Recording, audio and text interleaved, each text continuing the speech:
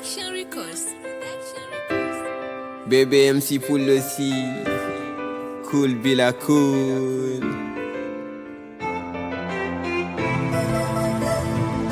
Nainam,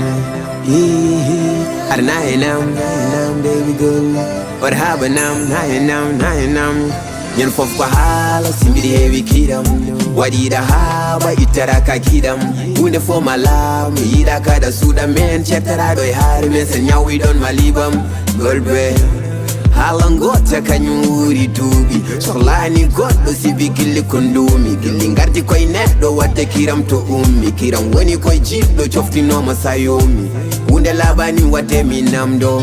Sibi gilli kebi kam chakura mirondo. So we me famani mhedo da wondo. Kono wana bernda chabani mkiram kolamdo. Muni on mukalde tayi telephone. Wana was the whole jam ko kiram fodi kam no. Fof ko hare simbiri heavy don nam di kwanan baby halma jani mba me mo. Me call me Kirow, yeah. Ada andi call me Kirow, yeah. Ada fami call me Kirow, yeah. Ya watambia mi mubu kiram. Mi wawa. Call me Kirow, yeah. Ada andi call me Kirow, yeah. Ada fami call me Kirow, yeah. Ya watambia mi mubu kiram. Mi wawa.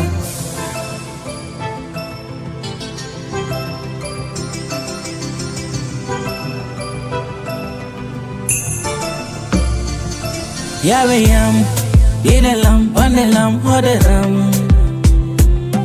Mosenam, komi majoda wartiram Komi Kirow, komi tanya hona mama tepe chiro, yeah We got me as a hero Mado den no le helwa de biro Mweni tampo, saatika natal na unyifalampo, eh Natame kumpa So get it doggy couldn't joke.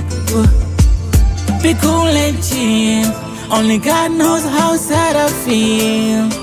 I had to mean. On the pops and her baby seeking. Call me Kirow, yeah. Ada andi call me Kirow, yeah. Ada fami call me Kirow, yeah. Ya watambia mi mubu kiram. Mi wawa. Call me Kirow, yeah.